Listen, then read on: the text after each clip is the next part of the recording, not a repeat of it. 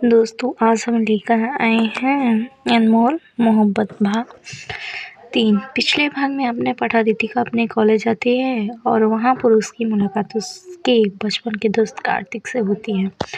कार्तिक को अचानक देखकर रितिका हैरान रह जाती है। कुछ देर तक बात करने के बाद वे दोनों कैंटीन की तरफ जाते हैं।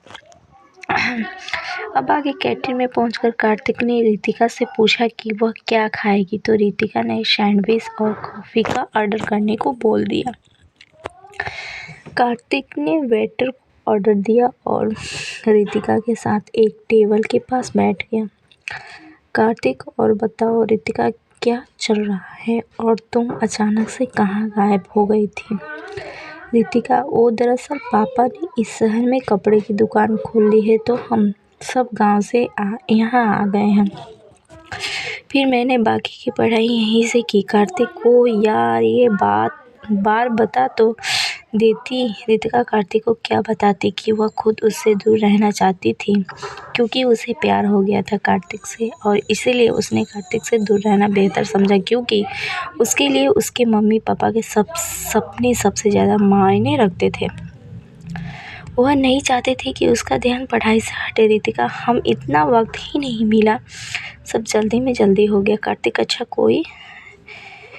कोई नहीं। तभी वेटर उनका ऑर्डर लाकर टेबल पर रख देता है और दोनों खाने में व्यस्त हो जाते हैं। हालांकि जब रितिका 8वीं में थी तब कार्तिक 10वीं में था, पर कार्तिक और रितिका दोनों एक ही मोहल्ले में रहते थे और दोनों का साथ ही साथ स्कूल जाना होता था।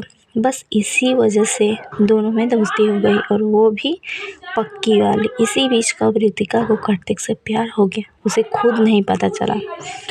कार्तिक सैंडविच खाते हुए, रितिका, तुम इतनी शांत क्यों हो? क्या तुम्हें अपने दोस्त से मिलकर खुशी नहीं हुई? थोड़ा उदास होते हुए, रितिका, ऐसी बात नहीं है कार्तिक, मैं बहुत खुश हूँ तुमसे मिलकर। बस सब कुछ अचानक से हो गया, तो मुझे समझ नहीं आ रहा है क्या बोलूँ अपने मन के भावों को छुपाते हुए। कार्तिक, अच्छा कोई नहीं, अब ज़्यादा ना सोचो।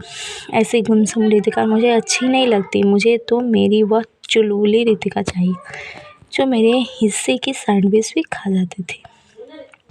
ये सुनकर रितिका खिलखिलाकर हंस देती है और उसे देखकर कार्तिक भी हंस देता है, और तभी रितिका उसकी सैंडविच छीन लेती है और कहती है, मैं अब भी वही चुलबुली रितिका ही हूँ, और अब तुम्हारी सैंडविच फिर से मैं ही खाऊंगी। और दोनों खिलखिलाकर हंस पड़ते हैं। कार्तिक, अच्छा विशाल, तू चल, मैं आता हूँ। तभी विशाल चला जाता है। फिर कार्तिक रितिका से चलने को कहता है। दोनों ऑडिटोरियम की तरफ निकल जाते हैं। ऑडिटोरियम में पहुंचकर रितिका और कार्तिक ने देखा कि सारे स्टूडेंट पहले ही आ चुके हैं। वो भी रितिका को लेकर एक चेयर पर बैठ गया।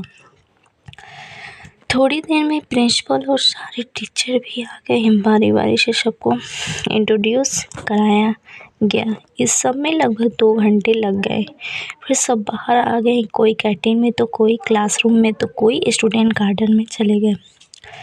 रितिका भी क्लासरूम की तरफ जाने लगी। तभी पीछे से कार्तिक की आवाज़ आई, कार्तिक, कहाँ जा रही हो? रितिका ने पीछे मुड़कर देखा और जवाब दिया, कहीं नहीं, क्लासरूम में जा रही थी।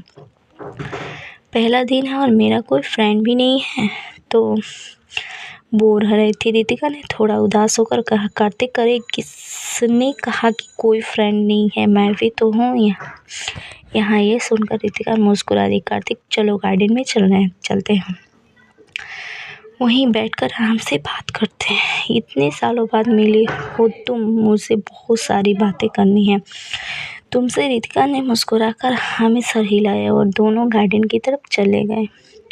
कार्तिक, वैसे रितिका एक बार तो बता देती, कौन सा दूर था, उसी में मोहल्ले में तो रहता था, पर तुमने बताया तक नहीं कि तुम वो शहर छोड़कर जा रही हो हमेशा के लिए। रितिका, सॉरी कार्तिक, सब कुछ इतना जल्दी हुआ कि मौका ही नहीं मिला। कार्तिक, चलो कोई नहीं, अब तो मिल गई ना, अब अचानक से मत चली जाना कहीं। और दोनों खिलखिलाकर हंस पड़े। वैसे रितिका, तुम्हें पता है कि तुम मेरी सच में बेस्ट फ्रेंड थी, और हो तुम्हारे जाने के बाद मैंने बहुत मिस किया तुम्हें। वहाँ उस शहर में मेरा कोई नहीं था, तुम्हारे अलावा। तुम चली गई तो बहुत गुस्सा आया था, सोचा था कि कभी बात नहीं करूँगा, ऐसे दोस्ती निभाना है कोई कि बिना बताए शहर छोड़कर चला जाए।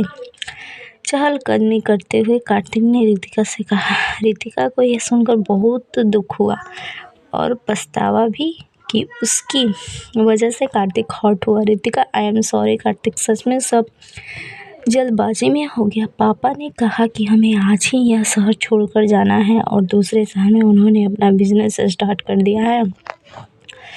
मुझे भी बहुत अजीब लगा कि इतनी जल्दी क्यों, पर पापा ने कहा कि वो कई महीनों से इस काम में लगे थे और फाइनली वो बिजनेस स्टार्ट कर लिया और नया घर भी ले लिया है खुद का। तो मैं और माँ बहुत खुश हुई और हम लोग यहाँ आ गए। उस टाइम मेरे पास ना ही कोई फ़ोन था और ना ही तुम्हारा कोई नंबर, तो मैं तुम्हें बता सकती। कार्तिक, हम कोई बात नहीं, अब तुम मिल गई मुझे, मैं बहुत खुश हूँ। और दोनों मुस्कुरा दिए। रितिका, अब हमें घर चलना चाहिए, देखो सारे स्टूडेंट्स जा रहे हैं, आज कोई क्लास नहीं है। तो कार्तिक, हाँ चलो, मैं तुम्हें छोड़ देता हूँ और अंकल आंटी से भी मिल लूँगा, इतने सालों से मैंने आंटी के हाथों का खाना भी नहीं खाया है। रितिका, हाँ क्यों नहीं, चलो फिर, माँ पापा तुमसे मिलकर बहुत खुश होंगे। दोनों फिर घर के लिए निकल जाते हैं। दोस्तों, आपको ये कहानी पसंद आई तो प्लीज़ वीडियो को लाइक और चैनल को सब्सक्राइब जरूर कीजिए। धन्यवाद।